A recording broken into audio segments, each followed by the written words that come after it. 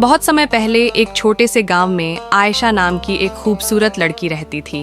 उसकी खूबसूरती और दयालुता की चर्चा पूरे गांव में थी। वह न केवल सुंदर थी बल्कि उसका दिल भी सोने जैसा था। वह हमेशा जरूरतमंदों की मदद करती, जानवरों को खाना खिलाती और सबके चेहरों पर मुस्कान लाने की कोशिश करती थी। गांव के पास एक घना जंगल था जिसके बारे में कहा जाता था कि वहां परियां रहती हैं।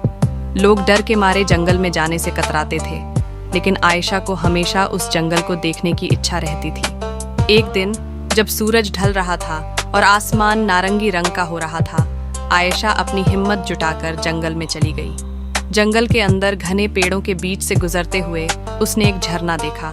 झरने के पास चमकती हुई रोशनी थी। जब वह पास गई तो उसकी आंखें हैरानी से फैल गईं। वहां एक परी खड़ी थी। परी का चेहरा इतना चमकदार और शांत था कि आयशा देखती रह गई। परी ने मुस्कुराकर कहा, डरो मत आयशा, मैं तुम्हारा बहुत समय से इंतजार कर रही थी। आयशा ने हैरान होकर पूछा, तुम मुझे कैसे जानती हो? परी ने जवाब दिया, तुम्हारी दयालुता और अच्छे कामों की खबरें जंगल तक पहुंच चुकी हैं। मैं चाहती हूं कि तुम्हारी मदद करूं। बताओ, तुम्हारी कोई ख्वाहिश है? आयशा ने कहा, मुझे कोई ख्वाहिश नहीं है, मैं बस चाहती हूं कि मेरे गांव के लोग हमेशा खुश और सुरक्षित रहें। परी उसकी बात सुनकर भावुक हो गई और कहा, तुम्हारा दिल बहुत बड़ा है, मैं तुम्हें एक तोहफा देना चाहती हूँ। परी ने अपनी जादुई छड़ी उठाई और झरने के पानी पर हल्का सा स्पर्श किया। झरने से एक चमचमाती गेंद निकली। परी ने वह गेंद आयशा को दी और कहा, यह जादुई गेंद है, जब भी तुम्हें या तुम्हारे गांव को कोई परेशानी हो, इसे छूकर मुझसे मदद मांग लेना। आयशा ने गेंद को थामा और परी का धन्यवाद किया। वह खुशी खुशी गांव लौट आई। कुछ दिनों बाद गांव में भारी बाढ़ आ गई। पानी हर तरफ फैल गया और लोग घबरा गए। आयशा ने जादुई गेंद को याद किया। उसने गेंद को हाथ में लेकर परी से मदद मांगी। अचानक आसमान साफ हो गया, बारिश रुक गई और पानी धीरे धीरे उतरने लगा। गांव के लोग हैरान थे और उन्होंने आयशा को धन्यवाद दिया, लेकिन आयशा ने परी की बात को एक राज रखा और इसे किसी को नहीं बताया। इसके बाद आयशा ने परी की दी गई जादुई गेंद का उपयोग केवल जरूरत के समय किया। गांव में कभी भी कोई बड़ी समस्या आती तो आयशा परी से मदद मांग लेती।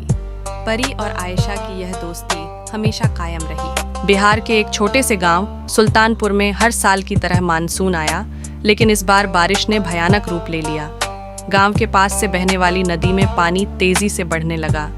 3 दिन तक लगातार बारिश हुई और गांव पानी में डूबने लगा। लोग घबराए हुए थे, लेकिन गांव के सरपंच नदीम जी ने हिम्मत नहीं हारी।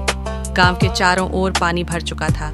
कई घर ढह गए थे और लोग अपने परिवार के साथ ऊंचे स्थानों की ओर जाने लगे। सरपंच ने गांव के नौजवानों को इकट्ठा किया और कहा, हमें मिलकर इस बाढ़ से लड़ना होगा, हम सबको बचाएंगे।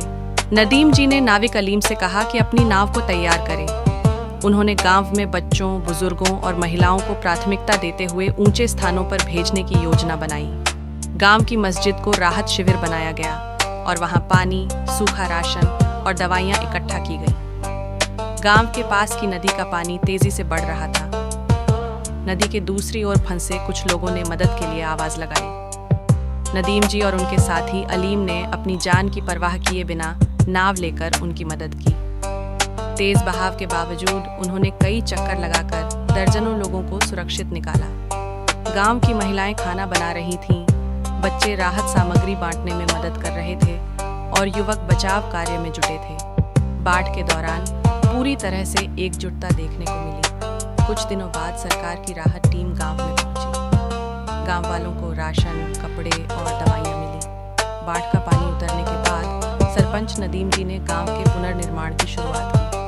उन्होंने सभी को मिलकर काम करने और बाढ़ से बचने के लिए स्थायी समाधान ढूंढने पर जोर दिया। बहुत समय पहले एक छोटे से गांव में आरिफ नाम का एक गरीब लड़का रहता था। वह दिन भर मेहनत करता, लेकिन उसकी गरीबी खत्म नहीं होती थी। उसके पास न तो जमीन थी और न ही कोई स्थायी काम, लेकिन आरिफ के पास एक बड़ा सपना था। वह अपने माता पिता को गरीबी से निकालकर एक अच्छा जीवन देना चाहता था। एक दिन आरिफ लकड़ियां इकट्ठा करने के लिए जंगल गया। चलते चलते वह एक पुरानी गुफा के पास पहुंचा। गुफा के पास एक बूढ़ा आदमी खड़ा था। बूढ़े ने आरिफ को बुलाया और कहा, बेटा, इस गुफा के अंदर एक जादुई चिराग है। अगर तुम मुझे वह चिराग लाकर दोगे तो मैं तुम्हें इनाम दूंगा। आरिफ को लगा कि यह एक अच्छा मौका है। उसने हिम्मत जुटाई और गुफा में चला गया। गुफा के अंदर अंधेरा था, लेकिन थोड़ी दूर चलने के बाद उसने एक चमचमाता हुआ चिराग देखा। उसने चिराग उठाया और वापस बूढ़े के पास आया। बूढ़े आदमी ने आरिफ से चिराग मांगा, लेकिन उसकी आंखों में लालच झलक रहा था। आरिफ को शक हुआ कि यह बूढ़ा आदमी इस चिराग का गलत इस्तेमाल करेगा, इसलिए उसने चिराग देने से मना कर दिया। गुस्से में बूढ़े आदमी ने गुफा का दरवाज़ा बंद कर दिया और आरिफ को अंदर कैद कर दिया। आरिफ ने मदद के लिए इधर उधर देखा, लेकिन कोई रास्ता नहीं मिला। निराश होकर उसने चिराग को साफ करने की कोशिश की ताकि वह रोशनी कर सके। जैसे ही उसने चिराग पर हाथ फेरा, अचानक एक बड़ा जिन प्रकट हुआ। जिन ने गड़गड़ाती आवाज़ में कहा, मालिक, मुझे आदेश दीजिए, मैं आपकी हर इच्छा पूरी करूंगा। आरिफ डर गया, लेकिन उसने हिम्मत करते हुए कहा, मुझे इस गुफा से बाहर निकालो। जिन ने तुरंत अपना जादू किया और आरिफ गुफा के बाहर पहुंच गया। अब आरिफ ने चिराग को अपने पास रखा और जिन की मदद से अपने माता पिता के लिए एक बड़ा घर बनाया। उसने गांव के गरीब लोगों की भी मदद की। जिन उसकी हर इच्छा पूरी करता था, सोना, चांदी, खाना, कपड़े, सब कुछ। लेकिन आरिफ ने चिराग का इस्तेमाल हमेशा दूसरों की भलाई के लिए किया। आरिफ की अमीरी देखकर गांव के कुछ लालची लोग जलने लगे। उन्होंने चिराग को चुराने की योजना बनाई। एक रात उन्होंने चुपके से चिराग चुरा लिया और उसे रगड़ा। जिन प्रकट हुआ और पूछा, मालिक, आपकी क्या इच्छा है? लालची लोगों ने जिन से अमीर बनने की इच्छा मांगी, लेकिन जिन को पता था कि उनके इरादे गलत हैं। उसने उनकी इच्छा तो पूरी की, लेकिन कुछ ही समय में उनकी अमीरी बर्बाद हो गई। जिन ने खुद को आरिफ का असली मालिक मानते हुए चिराग वापस आरिफ को लौटा दिया। आरिफ ने जिन का धन्यवाद किया और कहा, अब मैं तुम्हें आज़ाद करता हूँ, जाओ और अपनी मर्जी से जियो। जिन ने मुस्कुराते हुए कहा, तुमने मुझे आज़ाद किया और अपने चिराग का सही इस्तेमाल किया। तुम्हारी जिंदगी अब हमेशा खुशहाल रहेगी। इसके बाद जिन गायब हो गया।